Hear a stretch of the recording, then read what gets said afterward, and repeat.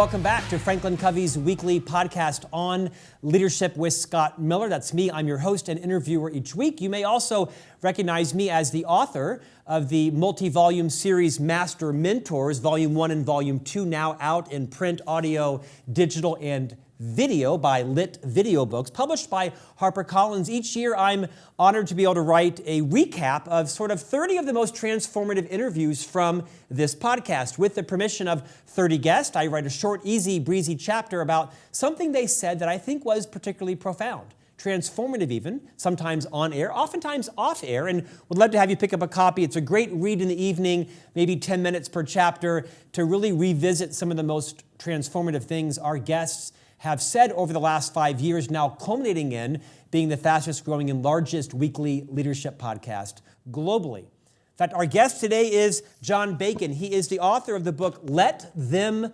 Lead. The tagline is Unexpected Lessons in Leadership from America's Worst High School Hockey Team. John is an entrepreneur, speaker, coach, author, and referred to by, I believe it was Good Morning America, as the real Ted Lasso. John, welcome to On Leadership. Scott, thank you very much. That's quite an intro. I appreciate it. Thank you. Well, as you know, it took me a couple times to get it right because some things are actually done in post. John, tell me about this Good Morning America moniker. Why are they referring to you as, quote, the real Ted Lasso?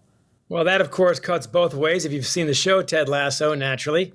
A couple reasons. One, Dan Shaughnessy of the Boston Globe probably started that process when he reviewed the book and said it's where Ted Lasso meets the Mighty Ducks. And unfortunately, in this case is all true. In my case, the Ted Lasso happens to be the worst player in school history. That's Ann Arbor Huron High School, my alma mater, home of the River Rats. I'm not making that up.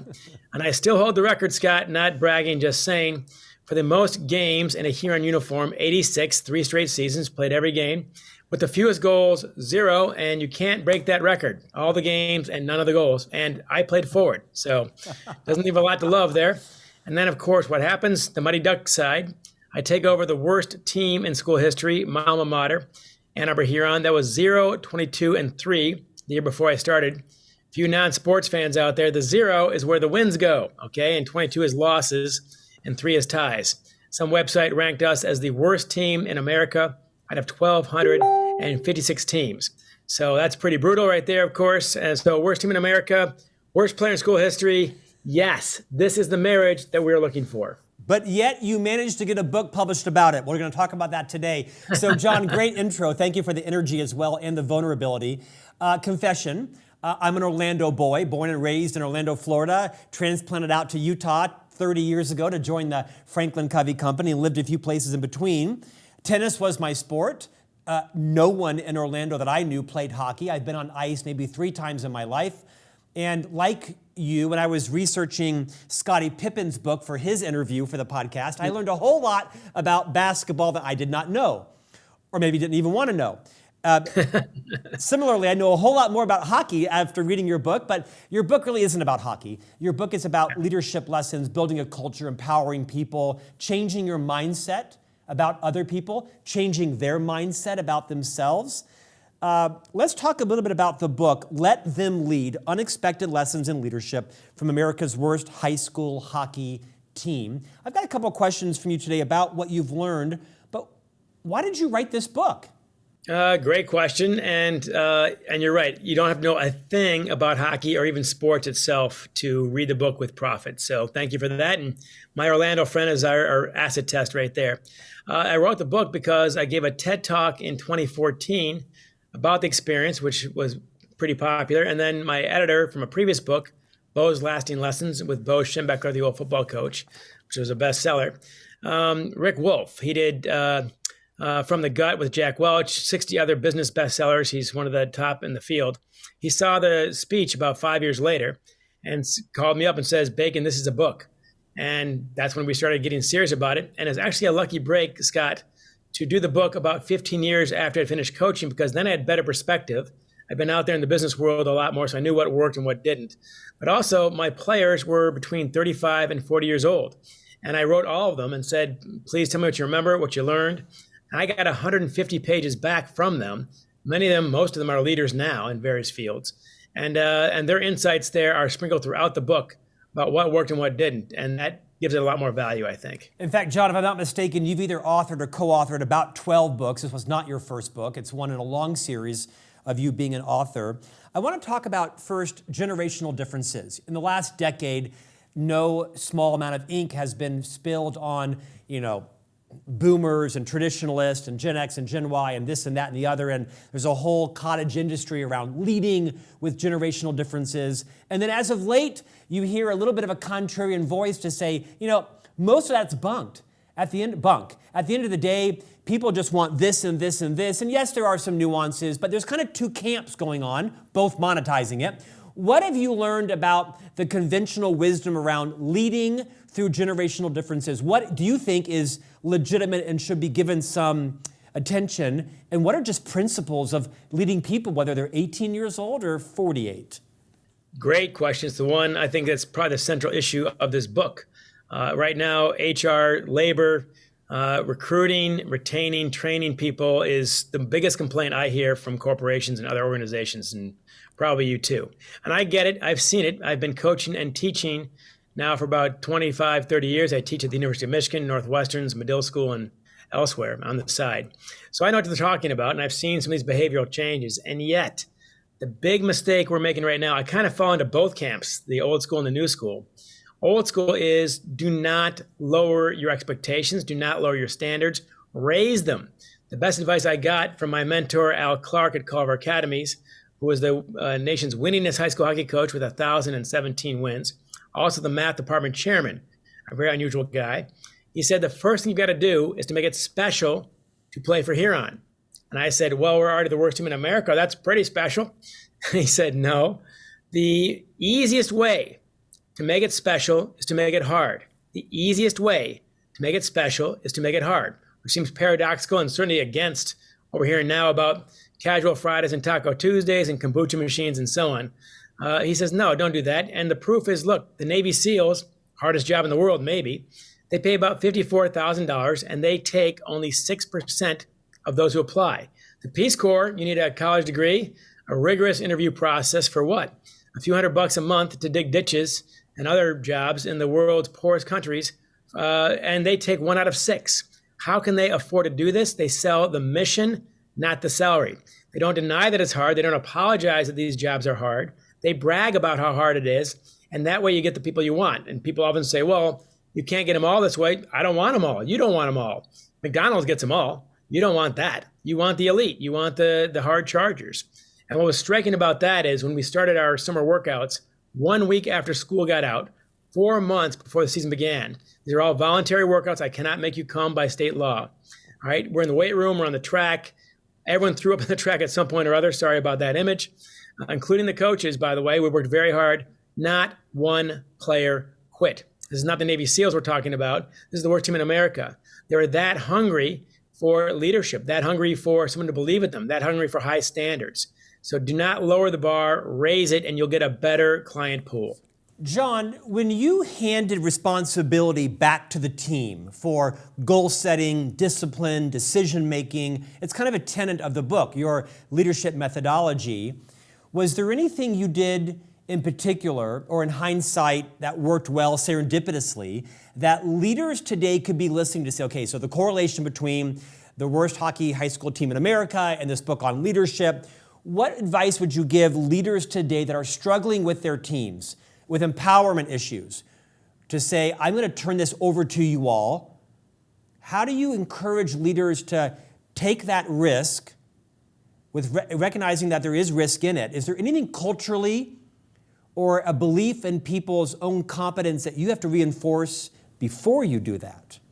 Great question again. I keep on saying that, Scott, but damn, you're good at this. So yeah, I got the book broken down into 3 sections, 12 chapters total. And the first one is what I just described. Focus on behaviors, not results. Raise the bar, don't lower it. That's the first thing. We're a serious operation. Let them know that right away. Second step is gaining their trust. And there are a lot of ways to do that, which we talk about in the book. The third step is the hardest one. It takes a lot of courage. The people who are willing usually to have high standards are the least willing to give up control, and vice versa. So in that sense, that's very much new school, giving up control to your people versus holding it all for yourself. A few things came up when you ask the question.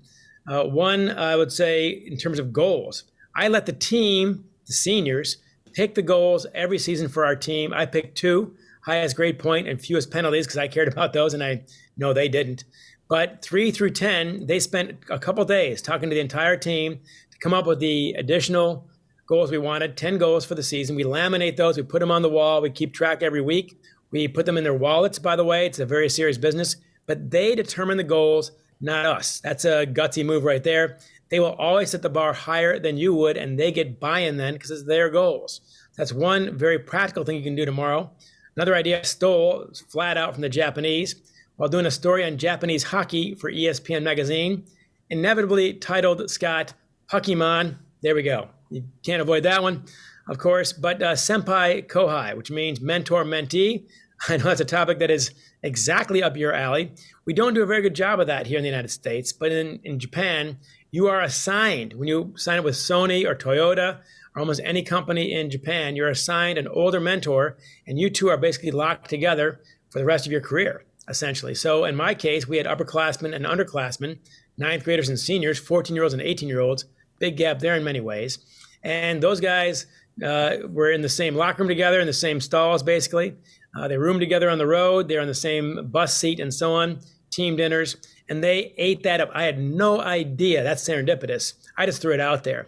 And they ate it up so much, they were begging me to do it again the next year. So that was a shock. So that's one thing that bonds you together. The third thing was largely dumb luck, and it worked out incredibly well. My third year, we got a 14-game winning streak. We finally lose 2 games to top teams.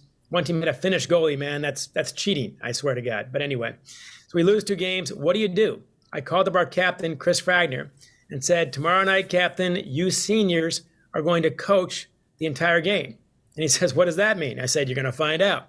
They get to the rink. The dry erase board is empty. The score sheet is empty. The seniors pick the 20 guys who are going to dress. The 5 guys who are going to start.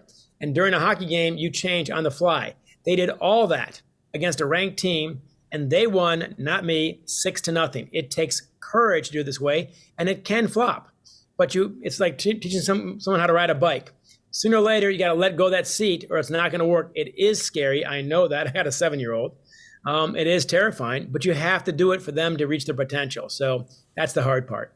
John, our co-founder, Dr. Stephen R. Covey, who passed a decade ago, but of course the namesake of our company and arguably one of the most influential leadership minds of our generation, said many wise things. Among them, he said, no involvement, no commitment.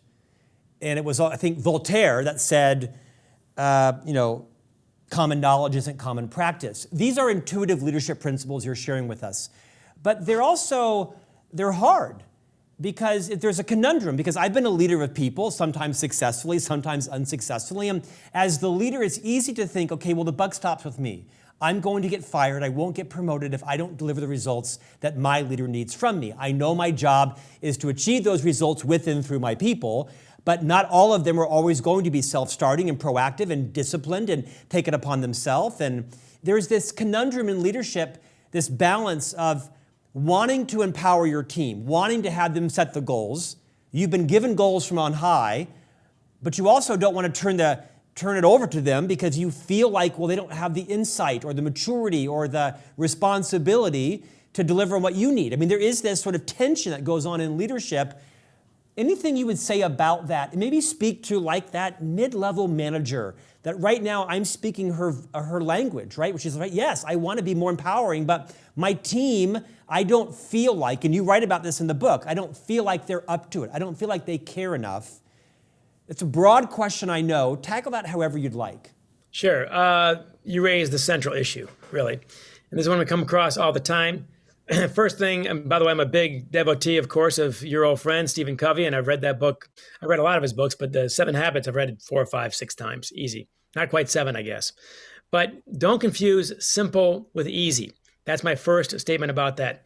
Everything I'm telling you, everything we're talking about, I would argue most of what Stephen Covey had to say, it's simple, but it's not easy, and don't confuse that. That's why so few people do it this way. It takes courage, it takes guts, undeniably, because it is scary to hand the steering wheel to your teenage kid, but you have to do it, basically. And I see it kind of like driver's ed. I drive, you watch. You can't just hand them the keys. You have to train them first. I drive, you watch, You drive, I watch. Then and only then, step 3 is I hand you the keys. It's still scary, but it's not nearly as scary as it would be if we hadn't had the first 2 steps. I drive, you drive. Basically, we both watch. So that's one thing there. Second thing, as far as turning the keys over, you have to. There's no other way to do it. If it's you versus your people, you lose. It can't just be you. We had what we called layers of leadership. I've got a chapter on that. If it's me versus the team, you're outnumbered, I lose. Layers of leadership says that we're all leading. One of the guys I coached against, a guy named John Cooper, was coaching Lansing Catholic Central 20 years ago. He's now the head coach of the Tampa Bay Lightning in your old backyard. He's won 2 straight Stanley Cups, and I'm free this season, so I guess our careers have diverged somehow, Scott. His great line, bad teams, nobody leads. Good teams, coaches lead. Great teams, everybody leads. And you will never achieve greatness without everyone getting buy-in. And they get buy-in by the scary part, by making them do things sometimes, putting them in charge of things. And the more you can do that, the more involved they are. They don't show up sick when they know that you're depending on them the next day. So I noticed that sickness and all kinds of stuff go down when you do it this way. John, if someone were to ask me to describe your value proposition in the book itself, I think I would probably say the book really is a lesson in leadership maturity. Because my favorite chapter is number 4. You call it, make sure you're the dumbest guy in the room, dumbest person in the room. It reminds me a lot of Liz Wiseman's work, a good friend of ours and a guest on our podcast. And we have the license to her multipliers content on our All Access Pass. One of Liz's, great adages is, you aren't the genius, but rather the genius maker. You take that a little step further. You talk that you don't need to be the smartest person in the room. You just need to figure out who is. And then you take it a step further by saying, hire people who are loyal, but strong enough to disagree. I want to have you riff on that for a moment, but I'm going to do a quick segment. I host a second podcast for Franklin Covey called C-Suite Conversations with Scott Miller. Always put your name in the title of a podcast. It's harder to kick you off as the host. They're on to me, trust me. And one of the interviews on that podcast was a man named Niran Chandri. He's the CEO of Panera Foods. In addition to owning Panera, they own Noah's Bagels and Einstein's Bagels and Caribou Coffee, a bunch of companies, thousands of employees. And I think the smartest thing of many wise things Niran said on that episode was that at Panera, they have a robust culture of disagreement. In fact, in his executive team meetings, they do not adjourn until someone has taken a dissonant point of view, right? Is the dissident, if you will, the disagreeer. They don't want an antagonistic culture, but they don't want to all be in groupthink and think alike. He very much liked this idea of having leaders who are loyal, but strong enough to disagree. These are some great points. Again, says easy, does hard.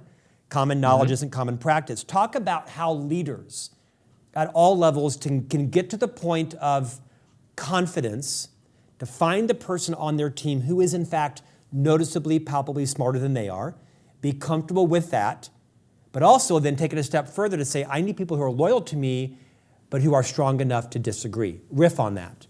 That is, it's back to your earlier equation about the old versus the new. On the old side, I would say the 2 best reasons to fire somebody, and you will have to occasionally, sad to say, dishonesty and disloyalty, because I just can't work with those. At that point, I can't trust you. If we don't have trust, none of the rest of it, I can't hand you the car keys. None of the rest of it's going to work. So that's one thing. My goal, Scott, was to be the dumbest guy in the coach's room. And let me just tell you, I greatly exceeded my expectations. How about that? We had guys who played in Sweden, guys who are some of the best players in our city.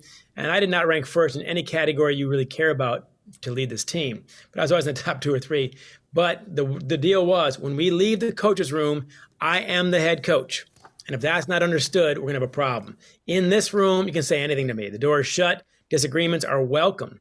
But outside, you have to be loyal. So that's old school there. The new part, although it comes from Wrigley, the gum magnate in the 1930s, he had a great line. He said, if 2 people in business always agree, one of them is unnecessary. And that's back to Warren Buffett. He said, you don't want to be the smartest guy. If you think you're the smartest guy in the room, find a better room. That's the idea there. So you need help like this. This is what allows you to hand over control, because I have very good people around me. So I can give them control. I can let them coach whole games by themselves, because they can do it. But to get there, you need that trust factor, obviously. Now, look, if you're worried about credit, and I know in big corporations that can be a big deal, any organization really, don't worry. Because when you're the head coach of a winning team, when you're the chair of a winning division, when you're the CEO, the C-suite and all that, look, if your team is winning, if your company is making money and all that good stuff, you will get more credit than you deserve anyway. And your job then is to give it away to the people who made that happen. But don't worry, credit will find you regardless. John, let's talk about dishonesty and disloyalty. I think we know the definition of what qualifies someone as being dishonest. But, loyalty has a broad debate around it. You can be too loyal, you're not loyal enough. Are you loyal to a fault? Is loyalty become a blind spot for you? How would you define loyalty as an asset? You said there are two things you don't tolerate, dishonesty and disloyalty. As a seasoned business entrepreneur, author, coach, and sports leader, how do you define disloyalty? Again, tricky question. Honestly, I go back to Justice Potter, who's describing, here we go, Scott, pornography in a court case, the Supreme Court. Yeah. But his line was, I can't tell you what it is, but I know it when I see it. Yeah. And ultimately, you got to trust your gut on that one. When does disagreement become disloyalty? The one test I would give is this. If you ever have a problem with somebody, including me, you have two choices. You can keep it to yourself, or you can bring it to the person you have a problem with. So loyalty goes both ways. And loyalty grows when I have a problem with you and I bring you behind closed doors in my office and we have it out and you're allowed to disagree with me and tell me what I'm missing. All right. And likewise, if you have a problem with me, we handle it here privately in my office. You don't talk to the players. You don't talk to the parents, the Ann Arbor News, our hockey friends, your colleagues, the secretaries, you name it, the stockholders, the board members. No, none of that. You bring it to me. That, to me, is the ultimate test of loyalty. When you have a problem, what do? Do you have the guts to go face to face? If we don't have that kind of courage, we're going to have a problem. So that's where loyalty comes in. And with it, you have to be courageous. And I look at Putin right now in Russia. Look, he had a lot of yes men around that table telling him that this is going to be easy. And it wasn't. And now it's all their problem. So you don't need yes men or yes women. You need people strong enough who trust you enough to disagree when they have to. Perhaps I'm naive or I'm right. And this isn't meant to be a political statement, but I look to the U.S. presidency as what should be a bastion, a model of leadership. And I think some people who've won that position have been better than others. I am disappointed in, I think, how our previous president modeled that, because I think he abused the word loyalty.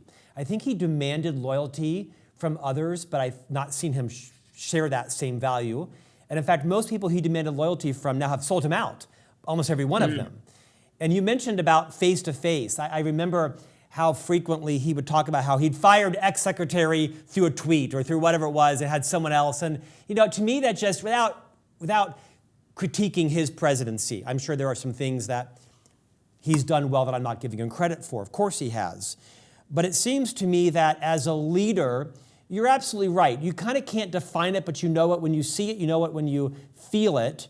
And you're right, old-fashioned leadership, there is some value in that of just having these high-courage conversations face-to-face and becoming comfortable being uncomfortable, right? Because sometimes leadership requires you to be really uncomfortable and move outside your comfort zone. Well, what did Harry Truman say, speaking of presidents? He said, if you're a leader in Washington, D.C. and you want a friend, get a dog. So sad to say, old school, leadership can be lonely sometimes. You are... When there has to be a bad cop, you're the bad cop. The good cops are the assistant coaches. The good cops are the associate deans, these people, the vice chairman, et cetera. So that's going to happen sometimes, and you're not going to be popular all the time. If you're doing your job right, you're just not going to be. That's sad but true. But your other point about if I have a problem with you and I bring it to your face directly, you will not like it the day we have that conversation. Yes, the next day, there'll be a bruise.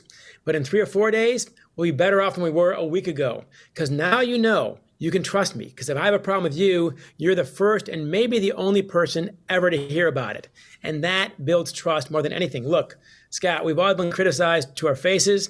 We've all been criticized behind our backs. And neither one tickles. I don't like either one. Neither do you. All right. But which one feels worse? To your face or behind your back? Behind your back, there, you've lost them forever. They're going to find out about it, and they will never work for you the same way. It's got to be face-to-face. John, I want to end with a conversation around academics. Franklin Covey, I believe, we We like to think of ourselves as the most trusted leadership company in the world. We have a Thank you. We have a very large education division. We are in thousands of schools across the world teaching our Leader in Me program based on a book by the same name and also Sean Covey's concepts of the 7 Habits of Highly Effective Teens. So we have a large education audience that listens to this podcast and one from that team. If I'm not mistaken, you're quite proud of the fact that in addition to building one of the strongest records in hockey, that your team also had the highest grade point average in this state. I may have mixed that up a little bit, but will you maybe breathe some confidence back in our listeners that there are coaches that aren't just developing athletes, they're developing adults. They're developing people with skills and self-confidence and self-esteem and recognizing that you are in school to build education, to build skills and communication skills and such that are as important or maybe even more important than hockey, because you're probably not going to become a professional hockey player, except for my 3 sons who apparently are going to become NBA and be on the USTA. So talk a little bit about the pride and maybe the leadership style you employed to reinforce the role that academics and sportsmanship and athletic ability had together. Sure, I get that right from my mentor, Al Clark. I mentioned earlier, he's the math department chairman at Culver Academy. He's a Phi Beta Kappa math graduate from University of New Hampshire, who was also drafted by the NHL. This is, again, a rare guy. So what I learned from him is academics and athletics, one does not detract from the other. It's not zero sum, as Stephen Covey would talk about. That one actually buttresses the other. Smarter kids make it easier to coach them. All right, more discipline in the classroom equals more discipline on the ice. This is not zero sum. These two complement each other and build on each other. And our first year, there's also the practical fact that if you're ineligible based on your grades, then I can't play you. So there's that incentive as well. It's a weird system, Scott, where the hockey coach has more incentive to make sure you pass than the history teacher, and I've been both, but that's where we are in this culture, I guess. But anyway, so I did Monday night after practice, 7 to 9 p.m. We'd bring in pizzas. We'd have a 2-hour study table, and they requested at the rink versus at our high school. That's their call, and I went with their direction. And just that was enough to pretty much end it, and I would post the grade points on the wall every semester. That told you that you're responsible not merely for yourself, you're responsible to all your teammates to be eligible. That's one thing we don't do in education too often. We don't make you accountable to your peers. That is so much more powerful than being accountable to your parents or a teacher. Because in high school level, you care far more about being cool than you do about a lot of things. And I got a chapter, Make Peer Pressure Work for You. That's one reason why we did it. And we were very proud. We had a 3.27. If you know anything about high school hockey, that's miraculous. Trust me, this is not the tennis team we're talking about, your sport. Of course, that's very unusual for a high school hockey team. Well, becoming one of the number 4 team in the state in ability. So we went from dead last in the nation to number 53. We passed 97% of the country in 3 years while becoming the best academic team in the state. So, and that one was not, again, opposed to the other. Both built each other and made the whole structure, made the whole team better.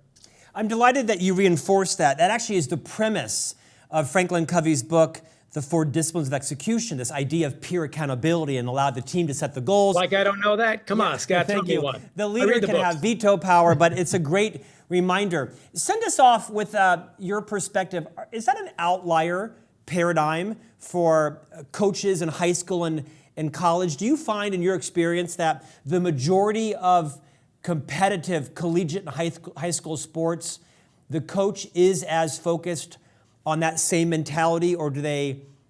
I don't want to paint athletic directors and coaches in any particular light. Right. What do you think is the default mindset of most coaches when it comes to the balance of those two things? I think most ADs and most coaches are well-intended. I'm a big backer of education, of course, and teachers, and I've been one, so is my mom. But no, they don't do it this way. That's why we beat them. That's the beauty part. So, look, I can get this playbook to anybody out there. And they saw what we did before games and after games and so on. And we were very rarely copied. So they should have copied us, but they didn't, usually. So, and the reason is it's hard to do it this way. It's simple, but it is hard. And that's one of the great premises right there, of course. One of the biggest things we always talked about is very simple also. It was never about the hockey. If you are a win-at-all-cost program and you lose, you have nothing. You have no values to fall back on. You have no moral center that you rally around. And likewise, if you're a for-profit company and that's all you are, all right, well, sooner or later, COVID's going to hit or supply chain or something and knock out your profits. Now what do you have? If that's all you were ever about, now you have nothing.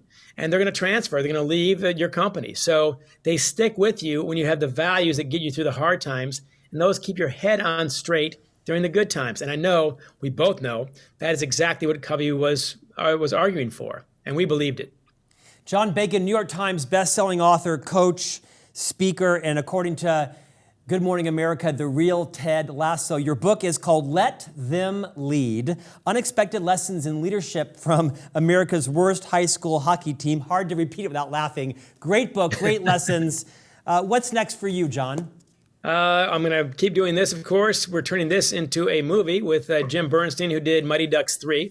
So we're working on the screenplay right now. I've not sold it yet, but I'm optimistic of that. And I do my own podcast. And if I'm lucky, I'll get you on it. Let Them Lead by bacon.com. I see it on social media frequently. John, thanks for joining us today. Thank you very much, Scott. And thanks, everybody. We'll see you back here next week for a new conversation on leadership.